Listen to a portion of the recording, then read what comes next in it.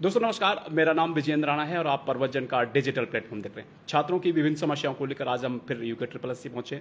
मार्तुले जी हमारे साथ जुड़े हैं। आप लाइव कमेंट और शेयर करते रहिएगा, अपनी समस्याएं जो है बताते रहिएगा, क्या क्या आपकी समस्याएं, क्योंकि कुछ समय पहले जो हमने पोस्ट डाली थी काफ़ी छात्रों की बहुत सारी समस्याएं आई थी। उस एक के बाद एक जो समस्या है वो हम आप सर के सामने रखेंगे। सर स्वागत है हमारे इस प्रोग्राम में। जी धन्यवाद। सर पहले तो बात वीडियो बीपीडीओ जो है एग्जाम पर करेंगे। 9 तारीख को जो एग्जाम होने वाला है, क्या उसके एडमिट कार्ड क्या कब से जारी होंगे? कुछ छात्र कह रहे हैं कि अभी उनके मन में संशय बना हुआ है। नहीं, ये संशय नहीं होना चाहिए। एडमिट कार्ड आज हम लोगों ने शुरू कर दिया है जी जी। और अपने संवाद में डाल दिया है। लोग कैंडिडेट जो है, अभ्यर्थी जो हैं, वो अपने एडमिट कार्ड को डाउनलोड कर सकते हैं। सर बात कही जा रही थी कि ऋषिकेश में और जो हरिद्वार में जो बात कही जा रही थी कांवड़ मेले की, वो पटकथा कहीं, वो मुझे लगता नहीं कि वो कहीं अब सच बैठी। नहीं, वो बेसिकली हरिद्वार में हो सकता था, ट्रैफिक प्रॉब्लम हो सकती थी और इसीलिए हम लोगों ने पुलिस महानिदेशक महोदय से भी बात किया था। तो ये तय हुआ कि उनके हिसाब से, क्योंकि नेचुरली मतलब हरिद्वार में नहीं हो सकता, कांवड़ रहेगा, भीड़ रहेगी, लोगों को दिक्कतें होंगी, ऋषिकेश में भी बहुत प्रेशर रहेगा। तो इसके लिए वो दोनों सेंटर के जो लोग हैं, देहरादून के तो पहले देहरादून डिस्ट्रिक्ट ने शिफ्ट कर दिया, लेकिन हरिद्वार को हम लोगों ने हरिद्वार, उधम सिंह नगर और पौड़ी में शिफ्ट करने की कोशिश की है और 9 तारीख को एग्ज़ाम अपने समय से होगा। सर बहुत सारी परीक्षाएं ऐसी हैं जहाँ जो है वेटिंग का लोग अभ्यर्थी इंतजार कर रहे हैं, तो क्या आप क्या कहेंगे, इन वेटिंग कब तक जारी होंगे विभिन्न विभागों की वेटिंग लिस्ट? तो वेटिंग जो हमारे यहाँ मेन रूप से एक तो वन आरक्षी का है, उसका एक हमारे पास लंबित है, जिसको हम लोग कोशिश करेंगे आजकल में उसका रिकमेंडेशन हम फॉरेस्ट डिपार्टमेंट को भेज दें। दूसरा एलटी का था, जिसमें 3 क्वेश्चन चैलेंज हुए थे कोर्ट में, जिसमें उसमें हमारी एक मीटिंग 30 तारीख को होगी विशेषज्ञों की, एक आज मीटिंग है हमारी, और उसके बाद दोनों का एक्सपर्ट की रिपोर्ट के आधार पे हमें रिपोर्ट कोर्ट को सबमिट करके अगले मेरे ख्याल से हफ्ते 10 दिन में उसका रिजल्ट निकल जाना चाहिए हमारे यहाँ। सर जल निगम की एक भर्ती था, उसके विषय में भी जो है अभी तक उसके रिजल्ट के विषय में छात्र जानना चाहते हैं कि ये कब तक जो है रिजल्ट आ पाएगा? उसको हम कोशिश करेंगे अगले सप्ताह करीब 13-14 तारीख तक उस पर भी हम फाइनल निर्णय ले लें और लेंगे भी, हम लोग निपटाएंगे उसको भी। छात्र अपनी जो है समस्याएं रखते रहिए, क्योंकि मेरे फ़ोन पर नेटवर्क की प्रॉब्लम आ रही है। मैं कैमरामैन से कहूँगा जो है आप इस फ़ोन को जो है इसमें थोड़ा सा नेटवर्क इश्यूज देखें, और जो छात्र जो अपनी समस्याएं रखना चाहते हैं उन छात्रों की जो हम समस्याएं जो पढ़ेंगे, एक एक करके सारे सवाल हम लेंगे, और आप कमेंट्स जरूर कीजिएगा, शेयर जरूर कीजिएगा, लाइक जरूर कीजिएगा और बताइएगा कि जो है जो आपकी समस्याएं हैं, क्या क्या आपकी समस्याएं। सर रेशम विभाग के बारे में भी थोड़ा छात्र जानना चाहते हैं, रेशम विभाग के बारे में क्या आगे क्या प्रोग्रेस? नहीं, वो भी लंबित है हमारे पास, और मेरी कोशिश ये है कि हम लोग जुलाई के बाद कोई भी पुराना चीज़ पेंडिंग ना रखें। कोशिश करूंगा मैं 9 तारीख के बाद जितने भी पेंडिंग हमारे पास हैं उन सब का निपटारा हो जाए। सर वाहन जो परिचालक परीक्षा है, इसके विषय में क्या जानकारी है सर? ये बहुत सारे छात्र कह रहे हैं। नहीं, उस पर अभी कोई निर्णय हमने नहीं लिया है। मैं 9 तारीख को एग्ज़ाम हो जाता है, फिर वाहन चालकों के बारे में उस पर फिर विचार करूंगा जो भी होना है उसमें। अभी तक हम वाहन चालकों वाली परीक्षा को अभी हम लोगों ने टच नहीं किया है। जी sir. Sir jolly Reddy ji कह रहे हैं कि कनिष्ठ सहायक की नियुक्ति कब होगी? कनिष्ठ सहायक की नियुक्ति भी बहुत ज़्यादा समय नहीं लगेगा, केवल क्योंकि 189 उसमें हर कैंडिडेट का अपने अपने चॉइस थी, कहाँ मैं जाऊँ कहाँ मैं न जाऊँ, मेरिट के हिसाब से उनका आवंटन था। एक आवंटन हमने पहले किया था, उसमें कुछ त्रुटियां रह गई थी और उसको हम नए सिरे से कर रहे हैं और नेक्स्ट वीक में उसका रिजल्ट चला जाएगा। सर अब पुलिस भर्ती में भी वेटिंग की बातें कही जा रही है, तो क्या वेटिंग लिस्ट लगाई जाएगी या इस प्रकार का कोई पटकथा?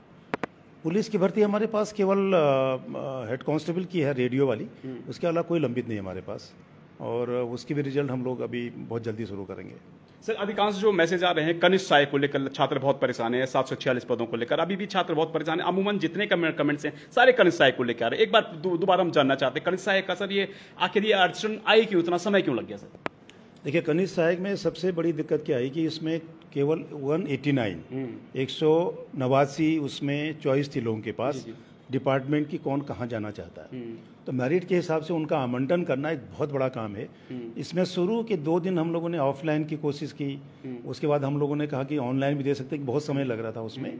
तो उसमें फर्स्ट फेज के आवंटन में हो सकता है मेरिट के हिसाब से किसी को अपना चॉइस करना मिला हो, तो उसको हम दोबारा रिव्यू कर रहे हैं, क्योंकि उसमें दोबारा डीवी भी हुई थी करीब 30-35 लड़कों की। और अब हम कोशिश ये कर रहे हैं कि फुल प्रूफ उनके चॉइस के हिसाब से, उनके ऑप्शन के हिसाब से, मेरिट के हिसाब से उनका आवंटन हो। नेक्स्ट वीक तक रिजल्ट निकाल देंगे उसका। सर आईटीआई अनुदेशक की भर्ती के बारे में बात करेंगे। आईटीआई अनुदेशक की भर्ती कहाँ तक प्रोग्रेस पहुंची सर? उसमें हमारा काम पूरा हो गया है। उसमें कुछ अनुभव को लेकर के जो सर्टिफिकेट दिए गए हैं, कुछ सर्टिफिकेट को थोड़ा सा हम लोग कोशिश कर रहे हैं कि उसका एक थोड़ा सा उसके बारे में एक सत्यापन उसका करा लिया जाए कि क्या जो अनुभव 3 साल का था या 2 साल का था वो सही सर्टिफिकेट है या नहीं। हम उसका ज़्यादा बच्चे नहीं हैं, उसका मेरे ख्याल से अगले हम भेज चुके हैं। जैसे उनका रिजल्ट निकलता है, उनका आती है हमें आख्या, उसके बाद निकाल देंगे उसको भी। रिजल्ट हमारा तैयार है। सर क्या इसमें भी कुछ कहा जा रहा है कि कुछ जो सर्टिफिकेट बनाए गए हैं उसमें भी कुछ गठजोड़ या झालमेल की बातें कही जा रही हैं? नहीं, झालमेल तो नहीं कह सकते, लेकिन सर्टिफिकेट कुछ सर्टिफिकेट पर हमको डाउट है, तो उसका क्लेरिफिकेशन, उसका जस्टिफिकेशन, उसका सर्टिफिकेशन या उसका प्रमाणित करने के लिए हम जिसने वो इशू किया उनको भेजा है हम लोग। सर एक जो है एक अभ्यर्थी पूछ रहे हैं कि सर वीडियो और वीपीडीओ की जो हाई कोर्ट में जो सुनवाई हुई है उसका क्या परिणाम निकला? बीपीडीओ में कोई अभी हाई कोर्ट में ऐसी कुछ सुनवाई तो ऐसा कोई है तो नहीं कि एग्ज़ाम कैंसिल हो, ऐसा तो कुछ भी नहीं है। जी जी। उसमें ऐसा कोई कोर्ट ने डायरेक्शन दिया हो ऐसा भी नहीं है। उसमें कोर्ट का ये था कि उसमें 2 लोगों ने शायद एक ये दिया था कि मेरी मदर एक्सपायर हो गई थी या 5 मिनट लेट हुआ तो मुझे बैठने दिया जाए क्योंकि मैंने पहले एग्ज़ाम में नहीं बैठा हूँ मैं। वो एक कोर्ट का था उसमें आदेश। उस पर 5 तारीख को भी अभी जो भी अगली डेट होगी उस पर हम चर्चा करेंगे। सर एक अरविंद बडोनी जी पूछ रहे हैं कि सहायक कृषि अधिकारी भर्ती परीक्षा है कि डेट कब जारी होगी और इसके फॉर्म 2 साल पहले भरे गए थे। नहीं, सहायक कृषि अधिकारी उसकी बात कर रहे हैं जिनका एग्ज़ाम हो गया, प्रेस एग्ज़ाम की बात कर रहे हैं आप? सर ये एक्चुअली ये दोबारा मैं इनसे कहूंगा कि आप कमेंट्स करें किस विषय में आप कह रहे हैं। सर हम दोनों पक्ष जानेंगे कि अब दोनों पक्ष जो है क्योंकि क्लियर हो जाए। नहीं, पुराना रिजल्ट तो देखिए ना, उसमें सहायक कृषि अधिकारी और रेशम में थोड़ा विवाद था क्योंकि कुछ लोगों ने क्या किया, कृषि अधिकारी ज्वाइन कर लिया, लेकिन कृषि अधिकारी में शायद 1 या 2 साल तक उसको स्टाइफंड मिलता था, पे नहीं मिलती थी। तो वहाँ गए तो उनको पता लगा, उन्होंने वहाँ छोड़ दिया। फिर रेशम में प्रॉब्लम नहीं थी तो वो उस पर चल रहा, वो भी हम लोग इसी महीने उसको भी खत्म कर देंगे जो भी काम कर रहे हैं। सर विक्की चौहान जी कह रहे हैं कि सर 1 आरक्षी के 93 पदों पर वेटिंग कब तक आएगी, हम लंबे समय से इंतजार कर रहे हैं।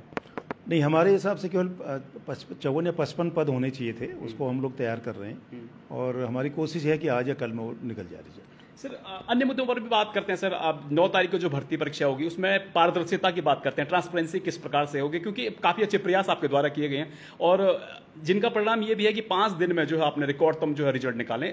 ट्रांसपेरेंसी किस प्रकार से हो, क्योंकि आने वाला जो बीपीडीओ वीडियो एग्जाम है एक अच्छा एग्जाम है, इसकी बड़ी चुनौती आपके सामने। देखिए, सबसे महत्वपूर्ण एग्ज़ाम है हमारे दृष्टिकोण से और स्टेट में सबसे वेतनमान के हिसाब से भी एग्ज़ाम थोड़ा बड़ा माना जाता है, स्नातक स्तरीय इसको ही कहते हैं। और इसमें लड़के भी संख्या भी ज़्यादा होगी। इसमें देखिए सबसे बड़ी चीज़ है कि हम बायोमेट्रिक करा लें, जैमर लगा लें, फ्रिस्किंग चेकिंग ठीक से हो, कोचिंग सेंटरों का वेरिफिकेशन हो, परीक्षा के दिन आने जाने वाले वाहनों की चेकिंग हो, होटल ढाबों की चेकिंग हो। तो उससे क्या होता है कि कोई बदमाशी करना भी चाहे तो वो नहीं कर पाएगा।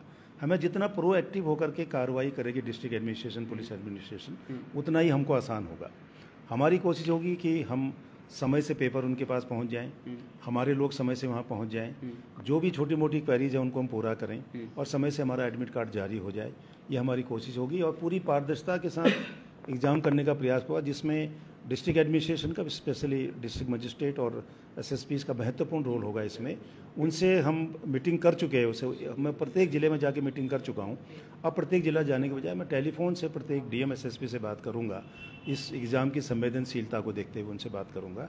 और आज एक चिट्ठी भी सबको हम जारी कर रहे हैं, पर्सनली मैं खुद भेजूँगा उस चिट्ठी को, ताकि हर आदमी इस एग्ज़ाम के प्रति संवेदनशील होकर के पारदर्शिता के साथ, अच्छे कोऑर्डिनेशन के साथ एग्ज़ाम हो।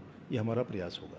सर मनीष टमटा जी पूछ रहे हैं कि हमारा सेंटर रुद्रप्रयाग से देहरादून क्यों डाला गया, पहाड़ों में जो है इस प्रकार सेंटर क्या समस्या आ रही है?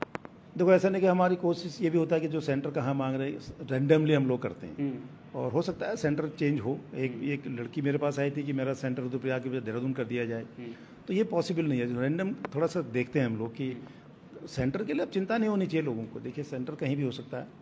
अब आप कभी आप देखिए नीट वीट के एग्ज़ाम में पता नहीं कहाँ से कहाँ पहुँच जाते हैं आप लोग, लेकिन ऐसा कुछ नहीं है। रैंडमली हम चेक कर रहे हैं। हो सकता है कि वहाँ उतनी जगह ना हो, लड़के ज़्यादा हों, सेंटर ज़्यादा हो, उसकी कैपेसिटी कम हो, ये भी कारण हो सकता है।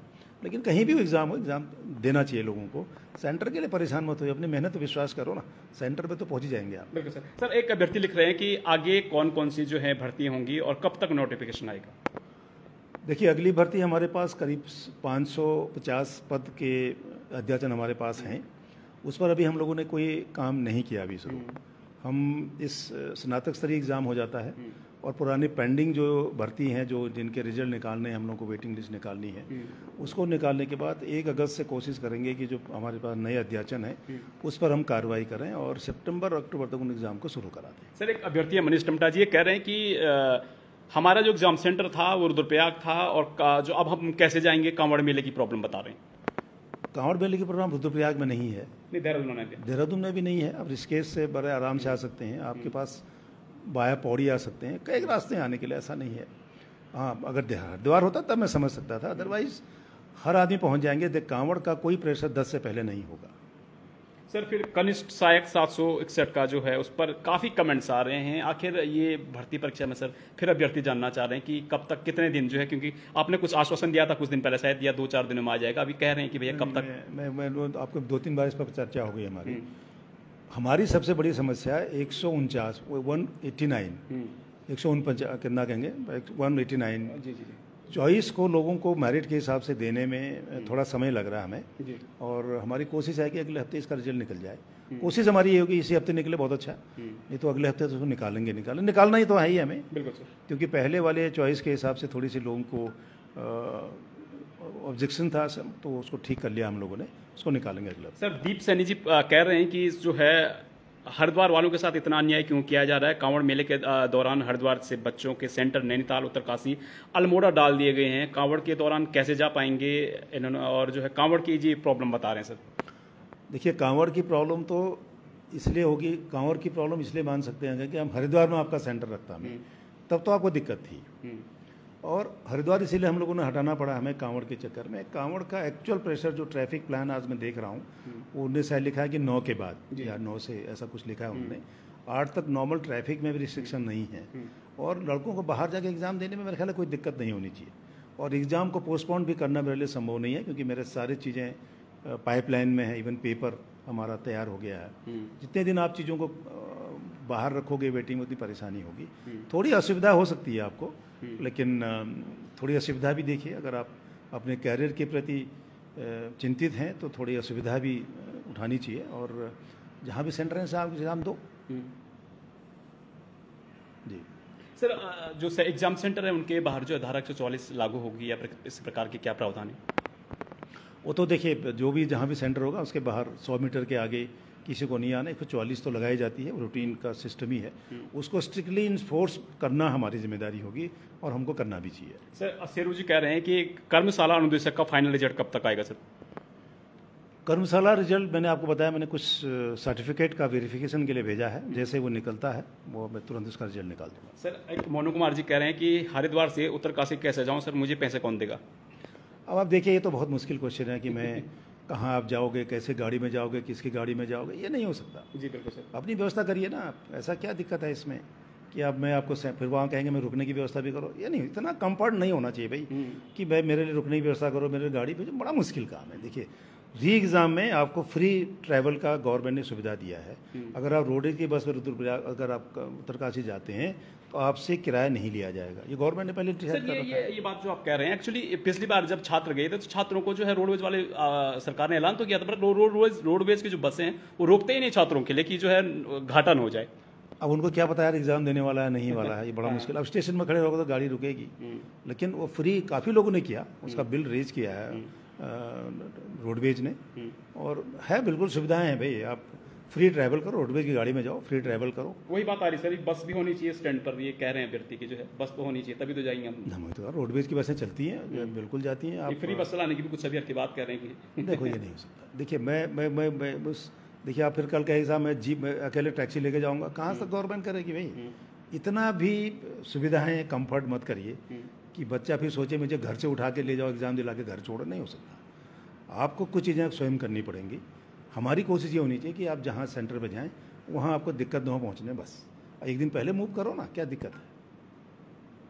सर, कुछ और भी अभ्यर्थी हैं, उनके भी हम सवाल ले रहे हैं। जो है 9 तारीख को जो BDO का एग्जाम होगा, सभी अभ्यर्थियों से हमारा जो है निवेदन है, आप जो है किसी के बहकावे में ना आए, अपनी मेहनत पर भरोसा रखें, और जो है क्योंकि लंबे समय से हम देख रहे हैं कि आयोग जो है पारदर्शिता के साथ जो है पेपर करवा रहा है और पारदर्शिता के साथ जो है एग्जाम हो रहे हैं। तो दोस्तों, आज हमने काफ़ी जो छात्र थे उनके जो है सवाल हमने लेने की कोशिश की, तो आप देखते रहिए प्रवचन डिजिटल। धन्यवाद।